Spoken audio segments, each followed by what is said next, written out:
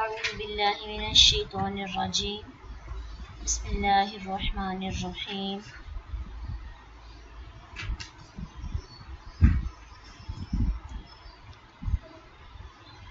وجاوزنا پار اتار دیا ہم نے بنی اسرائیل کو البحر سمندر کے. اب یہ بات کی بات ہے جب سمندر میں غرق ہو گئے اور اس کے بعد جو شروع ہو رہا ہے نا اس کے بعد بنی اسرائیل کا. فَأَتَوْا تو وہ آئے عَلَىٰ قَوْمٍ ایسے لوگوں پر یعکفون جو جمے بیٹھے تھے. عین کا فا اس کا روٹ ہے اور یہ مضارع ہے. عَلَىٰ أَصْنَامٍ بتوں پر. لہم اپنے. قالو انہوں نے کہا یا موسیٰ اے موسیٰ اجعل بنا لنا ہمارے لیے الہن کوئی الہ کما جیسا کہ کا جیسا کہ کما جیسا کہ لہم ان کے لیے ہے آلہۃ الہ ہے. قولا کہا کس نے کہا؟ موسیٰ علیہ السلام نے. اب دیکھیں قالو سے پتہ چلتا ہے قالو زیادہ ہے نا اس سے پتہ چلتا ہے کہ زیادہ لوگوں نے کہا تو یہ قوم والوں نے کہا. قولا واحد ہے اس سے پتہ چلتا ہے کس نے کہا؟ موسیٰ نے. موسیٰ علیہ السلام نے. انکم بے شک تم قوم لوگ ہو تجہلون تم جہالت برت رہے ہو. ان بے شک ہؤلائی یہ سب ان بے شک ہؤلائی یہ سب متبعون برباد ہونے والے ہیں. ما جو ہم وہ ہیں فیہ اس میں وباطل اور باطل ہے. ما جو کچھ کانو ہیں وہ یعملون وہ عمل کرتے. قالا کہا کس نے؟ موسیٰ علیہ السلام نے. اغیرہ کیا غیر اللہ اللہ کے ابغی میں تلاش کروں کم تمہارے لیے الہن کوئی الہ وہو حالانکہ وہ فضلکم اس نے فضیلت دی علی العالمین تمام جہان والوں پر. وَإِذْ اور جب انجینا نجات دی ہم نے کم تمہیں من آل فرعون آل فرعون سے یسومون وہ چکھاتے تھے کم تمہیں سوء العذابی برا عذاب یقتلون وہ خوب قتل کرتے تھے ابناءکم تمہارے بیٹوں کو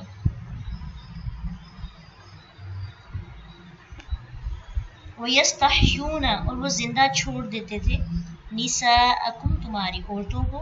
وَفِي ذَلِكُمْ اور اس میں بلاء آزمائش تھی من ربکم تمہارے رب کی طرف سے عظیم بہت بڑی.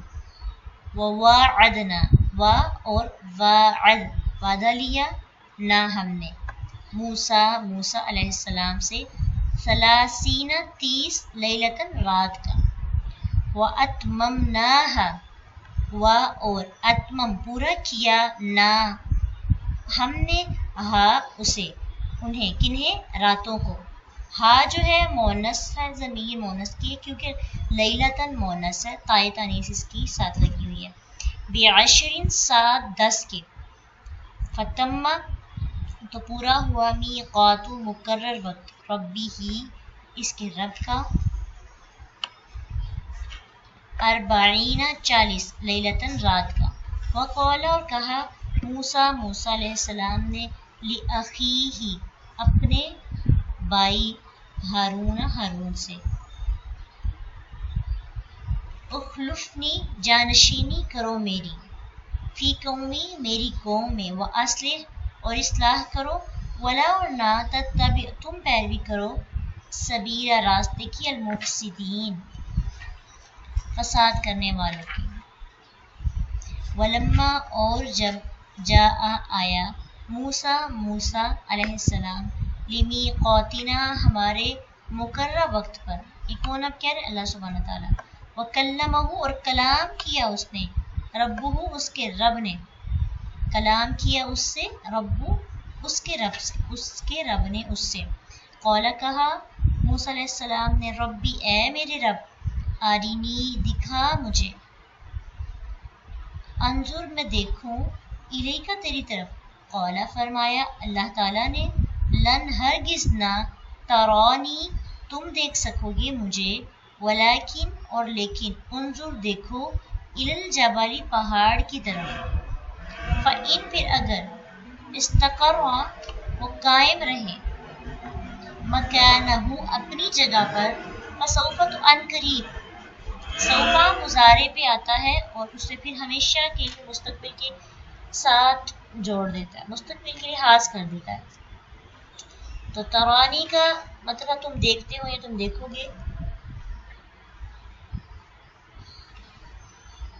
सौफा आने से इसका मीनिंग हुआ तुम देख लोगे मुझे।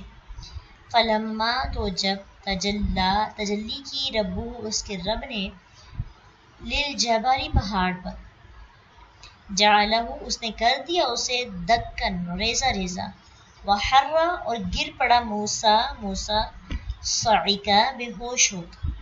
फलम्मा फिर जब अफाका हुआ होश में आया कौला उसने कहा मूसा अलैहिस्सलाम ने सुबहाना का पाक है तू तौबा करता हूँ मैं, तू तापिश तू है ना, तो वाहद मुतकल्लिम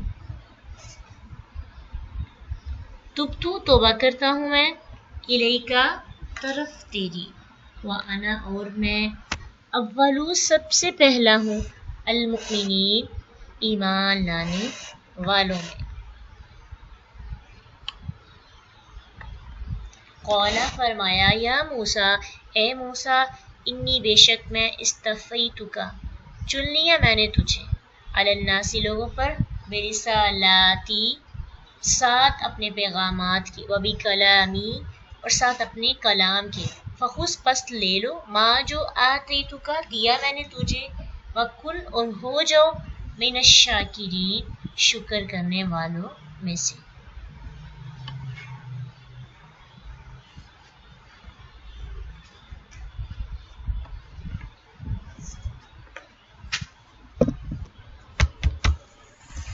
वजावज़ना बिबनी इसराईल अल-बहर और फिर पार उतार दिया हमने, यानी अल्लाह सुब्हानहू तआला फरमा रहे हैं कि बनी इसराइल को बाद में जब मूसा फ़िरौन को कत्ल किया, फ़िरौन को गर्क किया और उसके बाद फिर मूसा अलैहिस्सलाम अपनी कौम को लेकर समंदर के उस पार चले गए जब उन्होंने रास्ता पार कर लिया था। तो वहाँ पे वो जब आए तो उनका सामना एक ऐसी कौम के साथ हुआ जो बुत बनाकर उनकी पूजा किया करते थे।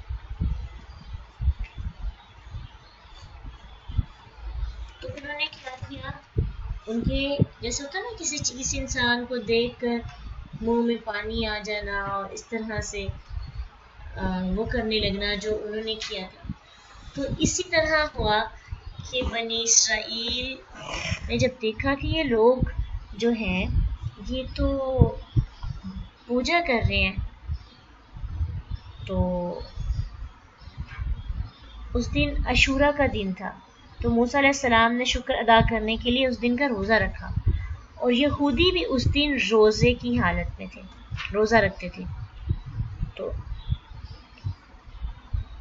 रसूलुल्लाह सल्लल्लाहु अलैहि वसल्लम जब मदीना में तशरीफ़ लाए ना, तो यहूदियों से रोज़े की वजह पूछी, तो पूछकर फरमाया कि हम तुमसे ज़्यादा मूसा अलैहिस्सलाम के हकदार हैं, हक पे हैं कि हम भी उस दिन रोज़ा रखें। तो आइंदा साल जब मैं अगर ज़िंदा रहूँगा तो मैं क्या करूँगा, मैं अशूरे का रोज़ा रखूँगा और जो चाहे रखे जो चाहे ना रखे, यानी नफली रोज़ा होगा ये।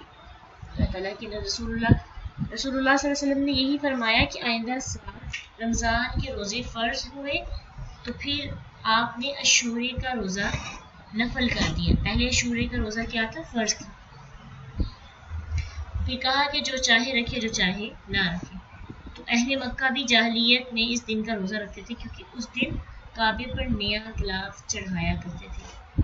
तो आखिर उम्र में आप सल्लल्लाहु अलैहि वसल्लम ने इस रोज़े की फजीलत के लिए यहूदियों की मुखालफत में ये कहा कि अगर मैं अब जिंदा रहा तो मैं उनकी मुखालफत में 9 का रोज़ा रखूँगा। ऐसे वो 10 मुहर्रम था ना, 10 मुहर्रम को शूरे का दिन था, लेकिन आप सल्लल्लाहु अलैहि वसल्लम ने यहूदियों की मुखालफत में کہا کہ میں 9 کا روزہ رکھوں گا، لیکن اگلے سال آپ نہیں رہے تو پھر آپ نے روزہ نہ رکھا، اس لیے ڈاؤٹ ہو جاتا ہے ہر سال کہ 9 کا روزہ رکھنا چاہیے یا 10 کا. آپ نے 9 کا کہا کہ میں روزہ کا رکھوں گا، تو 9 کی تو پھر زیادہ فضیلت ہے. اگر ڈاؤٹ ہے تو پھر دونوں روزے رکھ لیں، 9 کا بھی اور 10 کا بھی. اور کیوں رکھا جاتا ہے؟ اللہ کے رسول صلی اللہ علیہ وسلم نے کیوں شروع کیا رکھنا؟ موسیٰ علیہ السلام اس دن موسیٰ علیہ السلام کو نجات ملی تھی فرعون سے اور ان کی قوم کو بھی. فَأَتَوْا عَلَىٰ قَوْمٍ يَعْكُفُونَ عَلَىٰ أَصْنَامٍ. پچھلی آیت میں اللہ تعالیٰ نے فرعون کے ظلم و ستم پر بنی اسرائیل کے صبر کی تعریف کی اور اس کی وجہ سے ان پر مزید انعامات کا ذکر کیا. اب یہاں پہ ان کی خوشحالی کے دور کی آزمائش کا ذکر شروع ہو جاتا ہے. پہلے ان کی بدحالی کی آزمائش تھی، کامیاب ہو گئے، صبر کیا، برداشت کیا، اللہ تعالیٰ نے بہت انعامات دیے. اب یہ ہے کہ ان کے ساتھ ساتھ خوشحالی کے دن شروع ہو گئے. تو اس سے پہلے بھی اس صورت میں ہر قوم کی تنگی اور آسانی کے ساتھ آزمائش کا ذکر ہوا اور اس بات کا بھی کہ ان میں سے اکثر جو ہے وہ عہد پورا نہیں کرتے. اکثر کو اللہ تعالیٰ کہتے ہیں کہ ہم نے ان کو فاسق پایا. آزادی ملنے کے بعد بنی اسرائیل کی بدعہدی اور فسق کا اور اس کے نتیجے میں انہیں ملنے والی سزا کا تذکرہ یہاں سے شروع ہو جاتا ہے. اور اللہ تعالیٰ نے انہیں سمندر سے پار لگایا، انہوں نے مشرق کی جانب بیت المقدس جو کہ شام کی زمین ہے اس کا رخ کیا. ابھی چلے ہی تھے کہ ان کا گزر ایسے لوگوں پہ ہوا جو اپنے کچھ بتوں پر مجاور بن کر بیٹھے ہوئے تھے، یعنی ان کی پوجا کرتے تھے. یہ بت بزرگوں کے تھے یا گائے وغیرہ کے، قرآن نے یہاں پہ ذکر نہیں کیا اور نہ ہی اس کا حدیث میں ذکر ہے کہ وہ بت کو کیا تھے. بنی اسرائیل کی جہالت اور کفر دیکھیے کہ موسیٰ علیہ السلام کے پاس اتنے واضح معجزات اور اللہ کے انعامات دیکھنے کے بعد بھی انہوں نے گستاخانہ لہجے میں نام لیتے ہوئے کیا کہا؟ یا موسیٰ. بولنے کا سٹائل ہی بڑا، اپنے نبی کو بلانے کا انداز ہی اچھا نہیں ہے. انہوں نے موسیٰ علیہ السلام کو ادب سے بلانے کی بجائے کہنے لگے اے موسیٰ. یہ ہوتا ہے نا کہ جب آپ بعض اوقات ہوتا ہے کہ آپ کہتے ہیں کہ کامیابی تو ہماری وجہ سے ملتی ہے، کریڈٹ سارا خود لے لیتے ہیں، ہم نے صبر کیا، ہمارے انتظار کی وجہ سے ہمیں سب کچھ ملا ہے، تو آپ اپنے لیڈر کی رسپیکٹ کرنا ہی بھول جاتے ہیں. تو ایسے ہوتا ہے تب جب آپ سب کا سب کریڈٹ خود لے لیتے ہیں، لیڈر کی کامیابی، لیڈر کو کچھ نہیں سمجھتے، تو پھر آپ اس کو جیسے چاہے بلاتے ہیں. کہنے لگے اے موسیٰ ہمارے لیے بھی ایسے بت بناؤ جیسے ان کے پاس ہے. تو یہ اس وجہ سے تھا کہ لمبے عرصے تک غلامی میں رہتے ہوئے ان کے اندر مصر کے کچھ مشرکانہ عقائد جو ہیں ان کے اندر آ گئے. بعض علماء نے لکھا ہے کہ بنی اسرائیل چونکہ موحد تھے اس لیے ان کے بت بنانے کے مطالبے سے یہ مطلب نہیں تھا کہ وہ شرک کریں گے، بلکہ ان کا مطلب یہ تھا کہ اس بت کی تعظیم سے اللہ کا تقرب چاہیں گے اور وہ سمجھے کہ یہ شرک نہیں، حالانکہ یہ بھی تو شرک ہے. انبیاء کا اجماعی مسئلہ یہ ہے، کیونکہ اگر شرک نہ ہوتا تو مکہ کے مشرک اور دوسرے بہت سے مشرک بھی موحد ہی رہتے تھے. کہ اللہ تعالیٰ کو اللہ ماننا اور اللہ کے ساتھ دوسروں کو شریک ٹھہرانا یہ بھی تو شرک ہے. اللہ تعالیٰ قرآن میں فرماتے ہیں نا سورۃ یونس آیت نمبر 18 میں کہ وہ اللہ کے سوا ان چیزوں کی عبادت کرتے ہیں جو انہیں نہ نقصان پہنچاتی ہے نہ نفع، اور یہ کہتے ہیں کہ لوگ اللہ کے ہاں ہمارے سفارشی ہیں. کہہ دیں کہ کیا تمہیں اللہ کو اس چیز کی خبر دیتے ہو جسے نہ وہ آسمانوں میں جانتا ہے نہ زمین میں؟ وہ پاک ہے، وہ بلند ہے اس چیز سے کہ جو وہ شرک بناتے ہیں.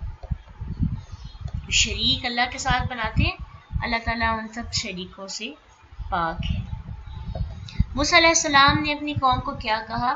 قال انکم قوم تجہلون. افسوس کہ تم اللہ تعالیٰ کی شان کو سمجھ نہیں سکے، تم اللہ کی شان کو پہچانتے نہیں. اللہ کی ذات تو وہ ہے، نہ اس کی کوئی مورت بنا سکتا ہے، نہ ہی کوئی اس کی عبادت میں کسی کو شریک ٹھہرا سکتا ہے. سو یہ مطالبہ کرنا کہ ہم بھی اللہ کے ساتھ کچھ الہ بنا لیں تو یہ سراسر جاہلانہ اور مشرکانہ رویہ ہے. شاہ عبد القادر رحمۃ اللہ علیہ لکھتے ہیں اس کے بارے میں کہ جاہل آدمی نظر نہ آنے والے رب کی عبادت کر کے تسکین ہی نہیں پاتا جب تک سامنے ایک صورت نہ ہو. بنی اسرائیل نے جب وہ قوم دیکھی کہ گائے کی صورت کی پوجا کرتے تھے تو انہیں بھی یہ ہوس آئی. آخر انہوں نے اپنی ہوس پوری کرنے کے لیے کیا کیا؟ سونے کا بچڑا بنایا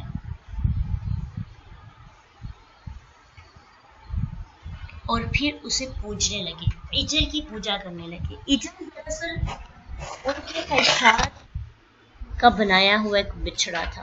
اسی لیے کہا جاتا ہے نا ہماری زندگی کے اندر بھی بہت سے عجل ہوتے ہیں، ہماری زندگی کے اندر بھی بہت سے ایسے ہی خواہشات کے بت ہوتے ہیں جن کی ہم پوجا کرتے رہتے ہیں. ہم ان کو اللہ کے ہوتے ہوئے، اللہ تعالیٰ کے رسول کی بات کے ہوتے ہوئے اپنی ناجائز خواہشات کو اپنے دل میں پالتے رہتے ہیں. وہ بڑی ہوتی رہتی ہیں پھر ایک وقت آتا ہے کہ ہم اسے سنبھال ہی نہیں پاتے. تو اس لیے اس آیت سے ہمارے لیے ایک تو یہ سیکھنے کو ہمیں ملتا ہے کہ جب اللہ تعالیٰ انسان کو کامیابی دیتے ہیں، اللہ تعالیٰ انسان کو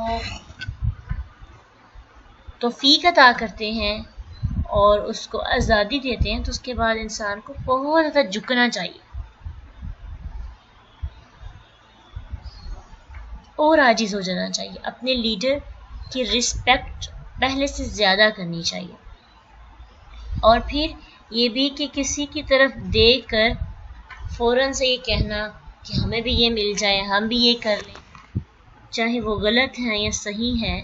خاص طور پہ جب غلط ہے تو غور و فکر کرنا چاہیے کہ جو میں کہہ رہا ہوں، جو میں بات کر رہا ہوں، کیا وہ بات ٹھیک بھی ہے کہ نہیں ہے.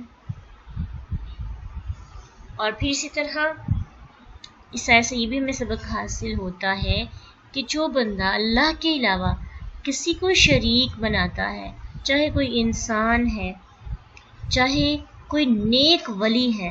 جیسے آج ہوتا ہے نا کہ لوگ اپنے شیخ کے بارے میں کہتے ہیں کہ یہ ہم پہ نظر رکھے ہوئے ہیں، یعنی اس پر پیروں کی خاص نظر ہے، اس پر فلاں کی خاص نظر ہے. تو یہ بھی شرک میں آ جاتا ہے کیونکہ اللہ تعالیٰ کے علاوہ تو کوئی کسی کی دیکھ بھال نہیں کر سکتا. ٹھیک ہے، تو یہ سب کچھ کس میں آتا ہے؟ یہ جو ہمارے شرکانہ مشرکانہ جملے ہیں ان پہ غور و فکر کرنا چاہیے. تو ایسا بندہ اپنے آپ کو جتنا مرضی انٹیلیجنٹ سمجھے اور کامیاب انسان سمجھے، یہ جاہل ہے جو اللہ کی ہستی کو سمجھ ہی نہیں سکا، اللہ کو پہچان نہیں سکا.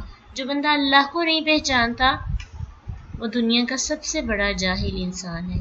یہ کون کہتا ہے؟ اللہ کی کتاب، انہا اولائی متبرن، یہ سب کچھ برباد ہونے والا ہے. موسیٰ علیہ السلام نے ان کے مطالبے کے جواب میں 4 باتیں بتائیں ان کو. پہلی بات کہ تم لوگ جہالت، ندانی اور اکھڑ پن تیار کر رہے ہو، ضد اور ہٹ درمی کا شکار ہو رہے ہو. اور دوسری بات کہنے لگے کہ یہ جو لوگ کر رہے ہیں، جن کی طرف تم دیکھ رہے ہو، جس کام میں یہ لگے ہوئے ہیں، یہ کام برباد کرنے والا ہے، یہ باطل ہے. اس سے پہلے جو انہوں نے کیا بالکل غلط ہے. وَبَاطِلٌ مَا كَانُوا يَعْمَلُونَ، دنیا میں بھی گمراہی اور آخرت میں بھی یہ سراسر کیا ہے؟ گمراہی ہے. اور پھر تیسری بات جو موسیٰ علیہ السلام نے اپنی قوم کو کہی، قَالَ غَيْرَ اللَّهِ أَبْغِيكُمْ، کیا میں اللہ کے علاوہ تمہارے لیے کوئی اور الہ تلاش کروں؟ تیسری ان کی بات کی تردید کی اور سوال ہے اور ڈانٹ ہے کہ مجھے بتاؤ کیا میں اللہ تعالیٰ کے علاوہ کسی اور ہستی کو تمہارے لیے تلاش کروں؟ تم یہ چاہتے ہو؟ کتنا برا تم چاہتے ہو یہ؟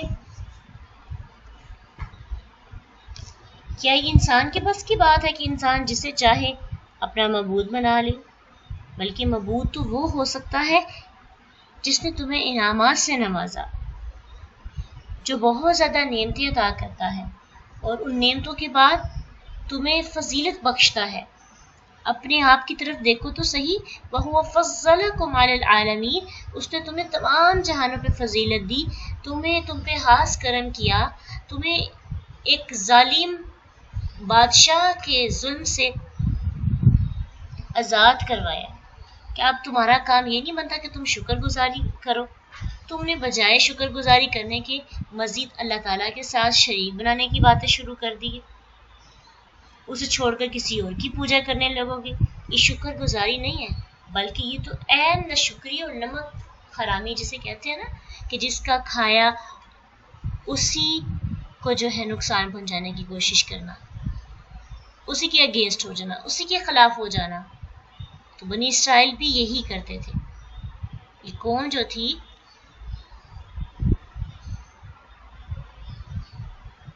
اس پہ اللہ تعالیٰ کا بہت زیادہ انعام تھا، اور وہ اللہ کے انعامات سے مستفید ہوتے تھے، لیکن ساتھ ہی ساتھ انکار بھی کیا کرتے تھے اس طرح سے اپنے اعمال کی وجہ سے. اب ان کو مزید چوتھی بات کیا کہی جا رہی ہے، مزید نعمتیں یاد کروائی جا رہی ہیں. اس انجیناکم، اور ہم نے جب تمہیں نجات دی. کس سے؟ فرعون سے. کیسے نجات دی؟ فرعون کیا کرتا تھا؟ فرعون جو تھا وہ برا عذاب دیا کرتا تھا، تمہیں آزمائش میں مبتلا کرتا تھا. تو اس واقعہ میں تم پر مصیبت کا بھی اور انعام کا بھی ذکر کیا گیا ہے. یعنی یہ جو بات تھی انجیناکم من آل فرعون یسومونکم سوء العذاب، تمہارے لڑکوں کا ذبح کرنا، عورتوں کو زندہ رکھ کے لونڈیاں بنا کر ان سے کام کر لینا، اپنی خواہش نفس پوری کرنا، مردوں کو ختم کر کے بنی اسرائیل کی نسل ختم کرنے کا منصوبہ بنانا، یہ ایک بہت بڑی مصیبت ہے تم پر. لیکن جب اسے نجات دی اللہ نے تو یہ بہت بڑا انعام تھا. تو اس انعام کی قدر کرو. انعام کی قدر کیسے ہوتی ہے؟ اس کا شکر کر کے. جب انسان شکر نہیں کرتا تو پھر کیا ہوتا ہے؟ پھر یہ ہوتا ہے کہ انسان اللہ تعالیٰ کی دی گئی نعمتوں سے آشنائی نہیں حاصل کر پاتا، ان کو پہچان ہی نہیں پاتا. تو یہ تب ہوتا ہے جب ہم، یہ نا سارے کا سارا پیچھے ایک جڑ ہے. وہ جڑ کیا تھی کہ کسی کو دیکھ کر ان جیسی عبادت کرنے کی کوشش کرنا. اس سے ہمارے لیے بہت اہم سبق یہ ہے کہ جب انسان زندگی کے اندر ایک بڑا اچھا طریقہ ہمیں مل رہا ہے کہ کسی کی بھی چیز کو دیکھ کے منہ میں پانی آ جانا کہ یہ مجھے مل جائے، ہم بھی ایسے کریں، ہمارے پاس بھی ایسا ہو، تو ایسا انسان کبھی بھی شکر گزار نہیں ہوتا. کیوں؟ ہر انسان کی چیز کو دیکھ کر، ہر انسان کی طرف دیکھ کر اس کے منہ میں پانی آ جاتا ہے. یہ تو عام معاملات میں ہے نا، لیکن اگر دین کے معاملات میں دیکھیں تو اس میں تو ہمیں غلط کاموں کی طرف اگر دوسروں سے موٹیویٹ ہوں گے تو ہم بھی اسی قوم میں شامل ہو جائیں گے جس کے مشابہت اختیار کی ہوئے ہیں. ایک روایت ہے کہ اللہ کے نبی صلی اللہ علیہ وسلم جب حنین کی طرف نکلے تو مشرکین کے ایک درخت کے پاس سے ان کا گزر ہوا. تو وہ لوگ جو مشرکین تھے نا، وہ اپنے ہتھیار وغیرہ اس درخت پر لٹکاتے تھے. تو کچھ نو مسلم تھے، وہ کہنے لگے کہ اللہ کے نبی آپ ہمارے لیے بھی ایک ایسا درخت مقرر کر دیں جیسا انہوں نے کیا ہے. تو اللہ کے نبی صلی اللہ علیہ وسلم نے فرمایا سبحان اللہ، یہ تو اس طرح کی بات ہو گئی نا جو موسیٰ علیہ السلام کی قوم نے ان سے کہی تھی ہمارے لیے بھی کوئی معبود بنا دے جس طرح ان کے ہیں، ان کے معبود ہیں. اس ذات کی قسم جس کے ہاتھ میں میری جان ہے، تم اپنے سے پہلے لوگوں کے طریقے پر سوار ہو جاؤ گے. اللہ کے رسول کی یہ پیشین گوئی تھی. آج دیکھیں کہ ہم پرانی اقوام کے طریقوں پہ چل رہے ہیں، ان کو فالو کرنے کی کوشش کرتے ہیں، ان کی پیروی کرتے ہیں، ان کی ماننے کی کوشش کرتے ہیں. تو جب انسان پہلی قوموں کی پیروی کرتا ہے یا پھر زندگی کے اندر ایسے کاموں میں دوسروں کی ریس کرتا ہے، دوسروں جیسا بننے کی کوشش کرتا ہے جو دین کا حصہ نہیں ہے، آہستہ آہستہ دین کی محبت، اللہ کی محبت، قرآن کی محبت اس انسان کے دل سے خارج ہو جاتی ہے. جس کے دل میں دوسروں کے کاموں کی چیزوں کی محبت آ جاتی ہے، اللہ کی محبت اس دل سے نکل جاتی ہے. تو یہ ہے کنکلوژن اس بات کا کہ نعمتیں پانے کے بعد بھی اس کا احساس نہ ہونا. کب ایسا ہوتا ہے؟ جب انسان بس پانے کی خواہش کے پیچھے لگا رہتا ہے اور پھر اپنی خواہشات کی بت بنا لیتا ہے۔ پھر اس کے بعد کیا ہوا کہ موسیٰ علیہ السلام سے اللہ تعالیٰ نے وعدہ کیا اور ان کو اپنے پاس بلایا تاکہ ان کو کچھ احکامات عطا کریں اور ان کی قوم والے اس کی پیروی کریں۔ وَوَاعَدْنَا مُوسَىٰ 30 لَيْلَةً، موسیٰ علیہ السلام نے، اللہ تعالیٰ نے موسیٰ علیہ السلام سے 30 راتوں کا وعدہ کیا کہ 30 راتیں آپ ہمارے پاس آئیں، اور پھر اس کے بعد وہ راتیں 40 ہو گئی۔ فرعون سے نجات پانے کے بعد بنی اسرائیل جو تھے وہ جزیرہ نمائے سینا میں پہنچے تو اللہ تعالیٰ نے موسیٰ علیہ السلام کو کوہ طور پر بلایا کتاب دینے کے لیے۔ پہلے اس کی مدت 30 تھی، 30 دن، پھر اس میں 10 دن کا اضافہ کیا گیا تاکہ ان 40 دنوں میں موسیٰ علیہ السلام روزہ رکھیں، دن رات اللہ کی عبادت کریں اور اس میں تدبر کرنے میں مصروف رہیں۔ اس کی وجہ یہ معلوم ہوتی ہے کہ 30 راتوں کی خلوت سے عبادات اور مناجات کی عادت پڑ جائے گی، اور پھر آپ جو ہے اس لذت اور آشنائی کے بعد 10 دن بڑھانے سے ان کی طبیعت پہ کوئی بوجھ نہیں پڑے گا۔ باقی اللہ تعالیٰ اس کے بارے میں زیادہ جانتے ہیں کہ پہلے 30 اور پھر بعد 10 میں 10 کا کیوں اضافہ کیا گیا، حالانکہ اللہ کو پتہ تھا کہ 40 راتیں ہی ہیں۔ اس کے بارے میں لوگوں نے بہت سے مختلف اقوال لکھے ہیں، جس کا دین کے ساتھ کوئی تعلق نہیں۔ کچھ نے کہا کہ 30 دن کے روزے کے بعد موسیٰ علیہ السلام نے مسواک کر لی اور پھر اس کی وجہ سے 10 دن پھر اور بڑھائے، جس سے وہ بو جاتی رہی جو اللہ تعالیٰ کو بہت پسند ہے۔ مگر اس کے بارے میں کوئی بھی روایت یا سراغ قرآن و حدیث سے نہیں ملتا، نہ ہی کسی صحیح سند سے اس کی تائید ہوتی ہے کہ مسواک سے وہ بو جو ہے جاتی رہی جو اللہ کو پسند تھی، اس لیے موسیٰ علیہ السلام کے لیے 10 دن کا مزید جو ہے دورہ ان کا بڑھ گیا۔ خیر موسیٰ علیہ السلام یہ 40 دن کی مدت پوری کر چکے تو اللہ تعالیٰ نے ان سے کلام کیا، بات کی، جیسے بات ہوتی ہے نا، گفتگو کی جاتی ہے، ویسے اللہ تعالیٰ نے ان سے گفتگو کی، اسی لیے ان کو کلیم اللہ کہا جاتا ہے۔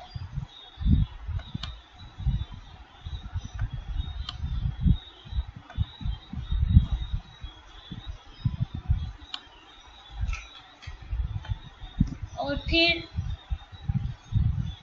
بات کرنے کے بعد جو ہے انہیں تورات کے بارے میں کچھ احکامات عطا کیے اور وقال موسیٰ لأخیہ ہارون، جب موسیٰ علیہ السلام جانے لگے تو ان کو اپنی قوم کا پتہ تھا، تو قوم کے مزاج کو سمجھتے تھے، تو انہوں نے کیا کیا، اپنے بھائی ہارون علیہ السلام کو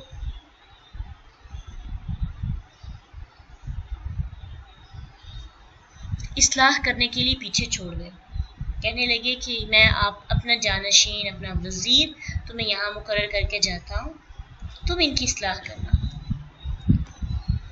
ہارون علیہ السلام بہت زیادہ اصلاح کرتے رہے اپنی قوم والوں کی، لیکن وہ ان کو کوئی اتنی امپورٹنس نہیں دیتے تھے۔ اصل قائد تو موسیٰ علیہ السلام ہی تھے، جنہیں وہ اپنا خلیفہ سمجھتے تھے اور اپنا لیڈر سمجھتے تھے۔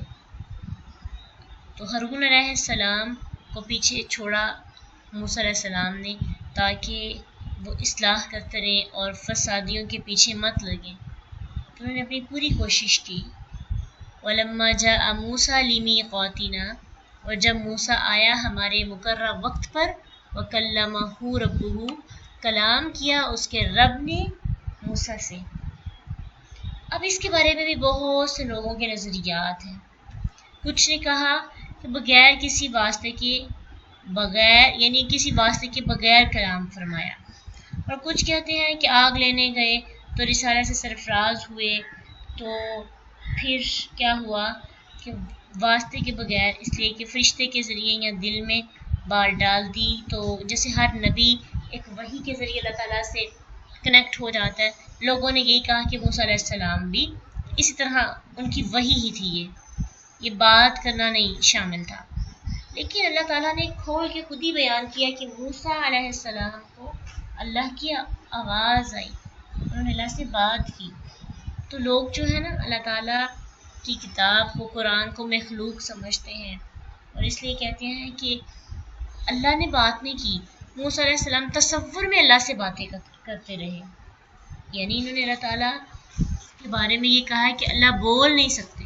اللہ سبحانہ تعالیٰ اتنی بڑی ذات ہے کہ ان کے بارے میں یہ نظریہ بنا لینا کہ اللہ سبحانہ تعالیٰ کیسے بول سکتے ہیں، کیسے انہوں نے بات کی.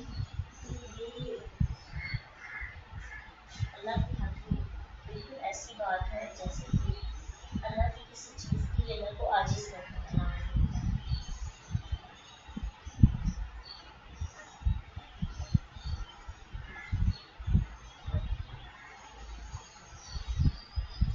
بہت سے لوگوں کا یہ نظریہ ہے، اس لیے یہاں پہ بتانا ضروری سمجھا ہے کہ اگر آپ باہر پڑھتے ہیں بہت سی فلسفہ پڑھتے ہیں تو وہاں پہ آپ کو ایسا نہیں ملتا. اس میں یہی ہے کہ اللہ تعالیٰ بات نہیں کر سکتے، اللہ تعالیٰ کیسے بات کر سکتے ہیں. تو اس طرح سے نا تو اللہ نے موسیٰ علیہ السلام سے بات کی تھی. اس کے بارے میں ہم سب اس کو پورے ایمان اور یقین سے یہ کہتے ہیں کہ اللہ نے موسیٰ علیہ السلام سے گفتگو کی.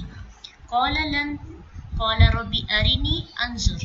اس کے بعد بات کرنے کے بعد ظاہر ہے کہ جب آواز آتی ہے تو جیسے ہم آواز سنتے ہیں تو ہمیں دیکھنے کی بھی چاہت ہوتی ہے. اس سے نا ایک بہت اچھا پوائنٹ ہمیں ملتا ہے. آج کے دور میں ہوتا ہے نا کہ کچھ لوگ آپس میں سوشل میڈیا پر بغیر ایک دوسرے کو جانے گفتگو شروع کر دیتے ہیں، بات چیت کرتے ہیں. بس ہم بات ہی کر رہے ہیں، ہم کون سے دوسرے اپنا پردہ اتار رہے ہیں. ہمیں تو صرف گفتگو کی ہے نا، ہم ایک پردے کے اندر ہی ہیں. آہستہ آہستہ کال پہ بات ہو جاتی ہے، پھر اس کے بعد دیکھنے کی چاہت آٹومیٹکلی پیدا ہوتی ہے. پھر اس چاہت کو پورا کرنے کے لیے آخرکار انسان ایک دوسرے کو اپنا آپ دکھا ہی دیتا ہے، چہرہ دکھا دیتا ہے. تو اس لیے یہ پوائنٹ ہوتا ہے، جو گفتگو ہوتی ہے نا، جو بات چیت ہوتی ہے، اس چیز کے دل میں خواہش پیدا ہوتی ہے کہ جس کے ساتھ ہم بات کر رہے ہیں ہم ان کو دیکھیں کہ وہ کیسے بات کرتے ہیں، یا ان کا چہرہ یا ان کی لک کیسی ہے. تو موسیٰ علیہ السلام نے بھی اللہ سبحانہ تعالیٰ سے یہی کہا کہ اے میرے رب، دکھا مجھے اب کہ تو کیسا ہے، دکھا مجھے، میں تجھے دیکھنا چاہتا ہوں. اللہ سبحانہ تعالیٰ نے ان کو کہا اے موسیٰ تو مجھے نہیں دیکھ سکتے، کبھی بھی نہیں دیکھ سکتے. اس دنیا میں اللہ تعالیٰ کو کوئی بھی آنکھ نہیں دیکھ سکتی. کسی انسان کے اندر یہ طاقت ہی نہیں ہے کہ وہ اللہ کو دیکھ پائے. اللہ کے دیدار کو کوئی برداشت ہی نہیں کر سکتا، کیونکہ اس کا نور ہی بہت زیادہ ہے. جیسے ایک تیز روشنی ہوتی ہے اور آپ اس کو دیکھ ہی نہیں پاتے، اسے محسوس کر سکتے ہیں، تو ایسے ہی اللہ تعالیٰ کو دیکھنا ناممکن ہے. تو اللہ نے کہا چلے موسیٰ کی دل جوئی کے لیے. دیکھیں نا اللہ تعالیٰ کا انداز کتنا اچھا ہے، صاف انکار نہیں کیا. اس سے یہ پتہ چلتا ہے کہ ہمیں بھی جب کسی کا انکار کرے ساتھ اس کو کوئی چھوٹا سا پیکیج بھی دیں، یا کچھ ایسی چیزیں دیں کہ اس کے دل کی تسلی ہو جائے. یہ بہت ضروری چیزیں ہوتی ہیں. اللہ سبحانہ تعالیٰ کا اپنے بندوں کے ساتھ اتنا اچھا طریقہ ہے، اتنا اچھا رویہ ہے کہ انکار بھی کیا. اب موسیٰ علیہ السلام کو اگر نہ بھی یہ کہتے کہ موسیٰ پہاڑ پر میں تجلی ڈالوں گا اور اس تجلی کو تو نہ دیکھ سکے گا، تو پھر پتہ سمجھ جانا کہ تم نہیں مجھے دیکھ سکتے. ایسے نہیں، اللہ تعالیٰ نے موسیٰ علیہ السلام کو اپرچونٹی دی. دیکھیں نا ابراہیم علیہ السلام نے بھی تو کہا نا کہ اللہ مجھے سیٹسفیکشن چاہیے، میں فرشتوں کے اندر مردوں کو زندہ کرتے ہوئے دیکھنا چاہتا ہوں. تو اللہ نے ان کی تسلی بھی پوری کی، اور یہ نہیں کہا کہ یہ لوگ جو ہے یہ کیوں ایسا کریں، ان کو اللہ پہ یقین نہیں ہے. یقین تو تھا کہ دل کی تسلی بہت ضروری ہوتی ہے. تو کیا پتہ چلتا ہے کہ ہمیں لوگوں کے ساتھ اس طرح سے بات کرنی چاہیے کہ یہ نہ کہیں کہ کوئی سمجھتا میری بات تو سمجھے یا نہ سمجھے، مجھے اس سے کوئی فرق نہیں پڑتا، آئی ڈونٹ کیئر. اس طرح سے فکر استعمال کیے جاتے ہیں، تو ایسے فکر نہ استعمال کیا کریں، بلکہ بات اس انداز میں کریں کہ اگر کسی کو انکار کیا جا رہا ہے یا کسی کے لیے ناگوار بات کی جا رہی ہے تو اس طرح سے بات ہو کہ اس کے دل کی تسلی ہو جائے. ٹھیک ہے، تو اللہ تعالیٰ نے بھی یہ موسیٰ علیہ السلام کی تسلی کے لیے کہا فلما قال لا ترانی ولكن انظر الى الجبل، کہ اگر تو دیکھ پہاڑ کی طرف اور اگر وہ اپنی جگہ پہ قائم رہا تو سمجھنا تو بھی مجھے دیکھ لے گا۔ اللہ نے موسیٰ علیہ السلام کی دل جوئی کی، اور پھر کیا ہوا کہ پہاڑ پر ایک روشنی ڈالی، اللہ نے اپنی تجلی ڈالی۔ فلما تجلی ربه للجبل جعله دکا، جب تجلی ڈالی اللہ تعالیٰ نے پہاڑ پر تو پہاڑ ریزہ ریزہ ہو گیا۔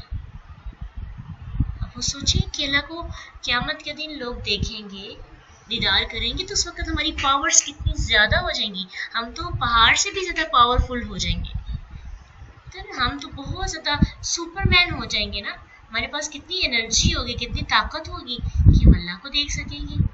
یعنی ایک پہاڑ اللہ کی تجلی برداشت نہیں کر پا رہا ہے اس دنیا کے اندر، اب اس طرح دنیا کی حقارت کا کس طرح اندازہ ہوتا ہے۔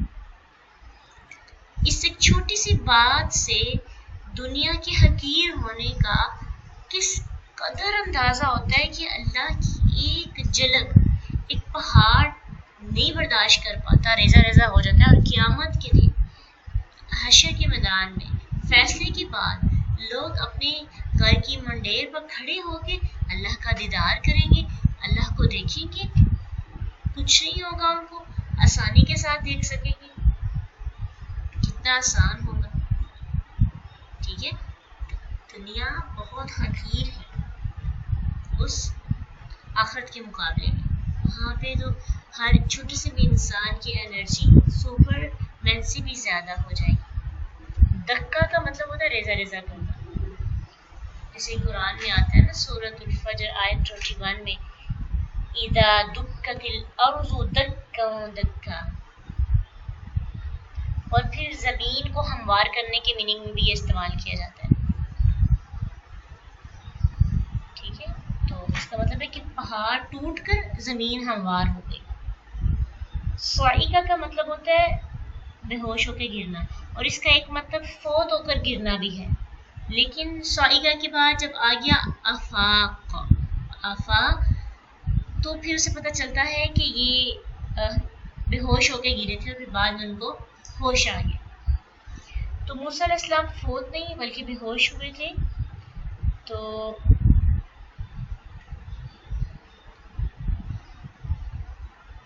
انس رضی اللہ تعالیٰ عنہ بیان کرتے ہیں کہ اللہ کے نبی صلی اللہ علیہ وسلم کے اس قول سے متعلق فلما تجلی ربہ للجبل جعلہ دکا، کہ اللہ تعالیٰ نے جب تجلی ڈالی تو پہاڑ ریزہ ریزہ ہو گیا۔ تو آپ صلی اللہ علیہ وسلم نے سمجھانے کے لیے نا ایک انگوٹھا انگلی کے پورے کے قریب رکھا اور فرمایا تو پہاڑ دنس گیا، یعنی اپنا انگوٹھا انگلی کے پورے کے قریب رکھا اور پھر کہا کہ پہاڑ اس طرح سے دنس گیا، یعنی ختم ہو گیا۔ اس طرح ایگزامپلس کے ساتھ اللہ کے رسول نے ان کو سمجھایا۔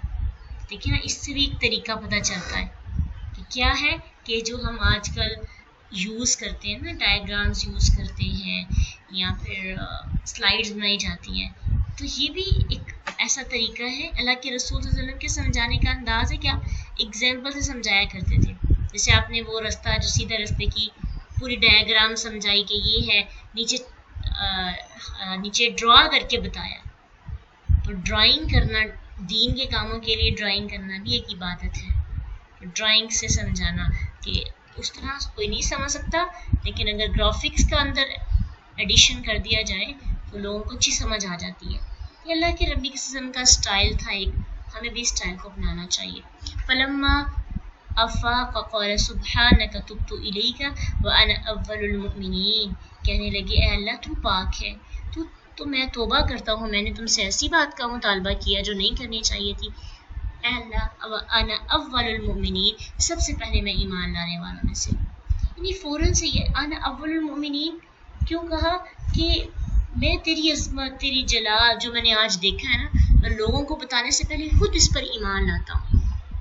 میں یقین ہو گیا مجھے کہ تیری بات سچی ہے، تو نے کہا مجھے کوئی نہیں دیکھ سکتا، تو واقعی نہیں دیکھ سکتا۔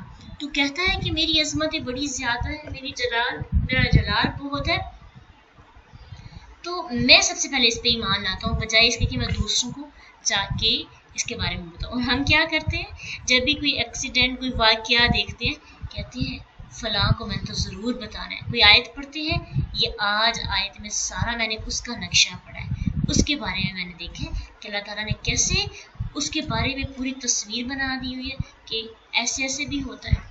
تو ہمیں کیا کرنا چاہیے جب بھی کوئی چیز پڑھے واقعہ دیکھیں سوچیں سب سے پہلے کہیں وَأَنَا أَوَّلُ الْمُؤْمِنِينَ, اللہ ہم سب سے پہلے ایمان لائیں. جب ہم ایمان لے آئے تو ہم جب دوسروں کو کہیں گے تو پھر دوسرے بھی اس پر ایمان لے آئیں. ٹھیک ہے. تو موسیٰ علیہ السلام کو اللہ تعالیٰ نے بزرگی دی کہ فرشتوں کے بغیر خود کلام فرمایا, اور ان کا شوق تھا دیدار کا لیکن برداشت نہیں کر سکے نا, پہاڑ برداشت نہیں کر سکا. تو اس سے پتہ چلتا ہے کہ اللہ تعالیٰ کو دیکھنا صرف آخرت کے وجود کا وجود ہی برداشت کرے گا, وہاں ہی دیکھنا یقینی ہوگا. قال یا موسیٰ انی اصطفیتک, اللہ تعالیٰ نے کہا اے موسیٰ ہم نے تجھے چن لیا تھا, تجھے ہم نے چوز کر لیا ہے. کس چیز کے لیے؟ اپنے پیغام کے لیے اور اپنے کلام کے لیے. یعنی ہم تجھے اپنا پیغام بھی دے رہے ہیں اور تجھ سے بات بھی کر رہے ہیں, کلام بھی کر رہے ہیں. اب یہ پکڑ لو جو تجھے ہم نے دیا ہے, یہ جو کتاب ہے یہ اپنے پاس رکھ لو. وَقُم مِّنَ الشَّاكِرِينَ, اور شکر کرو کہ اللہ سبحانہ تعالیٰ نے تجھے یہ کتاب دی, تیری بات پر تجھے ڈانٹا نہیں, تجھے زندہ کیا, تجھے معجزات دیے. کس چیز پہ تو شکر ادا کرے گا؟ ہر چیز پہ شکر کرو. تو اللہ تعالیٰ جب بھی کسی انسان کو چنتا ہے نا تو وہ کیوں چنتا ہے؟ تاکہ وہ بندہ نعمت ملنے کے بعد اس پہ مشکور ہو, شکر ادا کرے, اور جو چیزیں مل گئی اس پہ قناعت کرے, اور جو نہیں ملی جو طاقت سے باہر ہے اس کا مطالبہ نہ کرے. تو اس سے مقصود موسیٰ علیہ السلام کو تسلی دینا ہے کہ دیکھنے سے روک دینے پر دل جو ہے ان کا چھوٹا نہ ہو. ان کو ساتھ ہی نعمت یاد کروا دی, اللہ تعالیٰ نے ان کو مقام یاد کروا دیا. دیکھیں کتنا پیارا اللہ کا انداز ہے نا, کتنی اچھی موٹیویشن ہے, سٹائل کتنا پیارا ہے اللہ کا کہ دیکھیں اللہ تعالیٰ بھی چاہتے ہیں کہ بندے کی دل آزاری نہ ہو. اتنا بڑا رب, اتنا بڑا مالک ان چیزوں کا خیال رکھ رہے ہیں. اللہ تعالیٰ ہو کر, یعنی اللہ ہو کر اتنی اعلیٰ ہستی کہ میرے موسیٰ کا دل نہ ٹوٹے. ساتھ ہی کہا موسیٰ اللہ تعالیٰ نے تجھے کہ ہم رتبے کے لیے چنا ہے, تو ہمیں بھی اپنے بچوں کے ساتھ, خاص طور پہ ایک ٹیچر کو اسٹوڈنٹ کے لیے اور ایک ماں کو اپنے بچوں کے لیے ایسا ہی رویہ اپنانا چاہیے.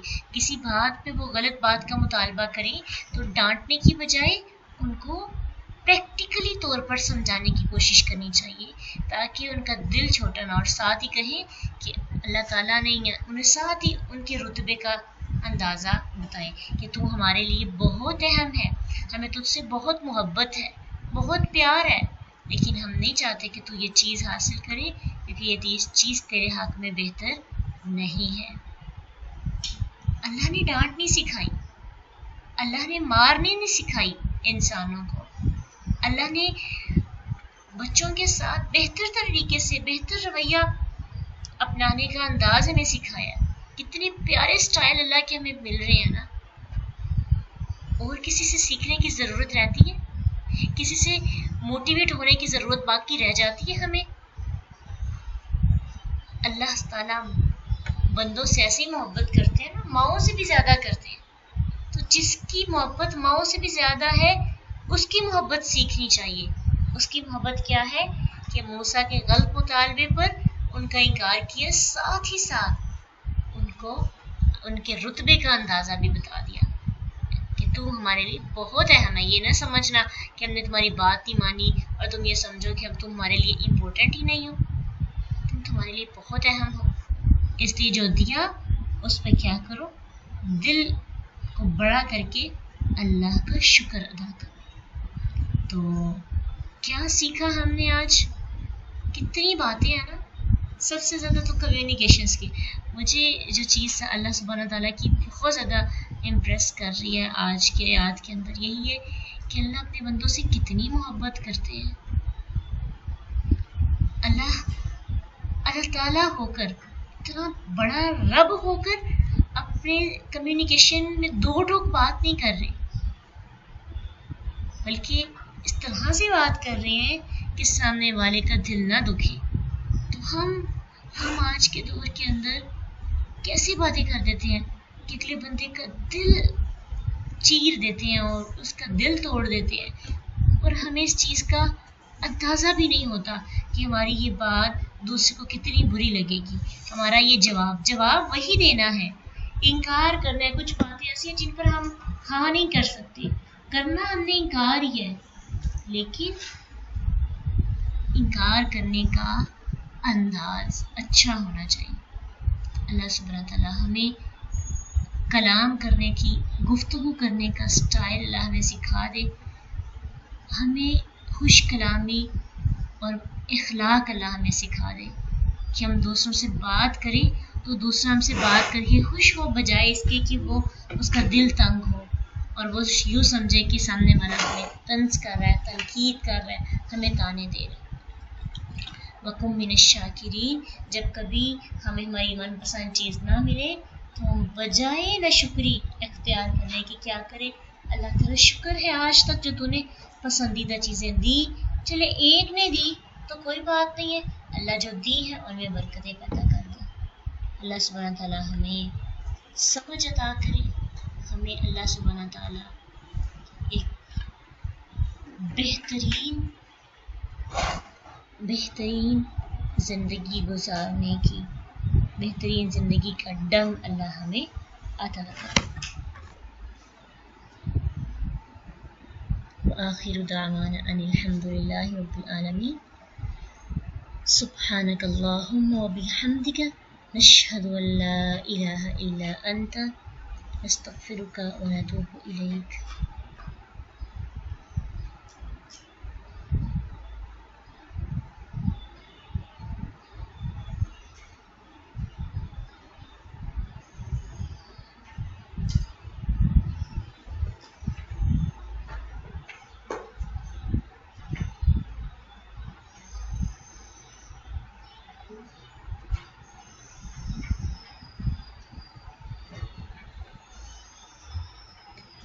آج کے لرننگ پوائنٹس کیا ہیں جو آپ نے سیکھے؟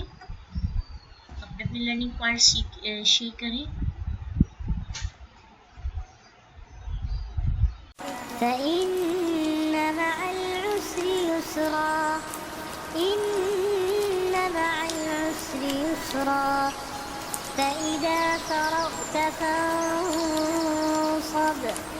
وإلى ربك فارغب.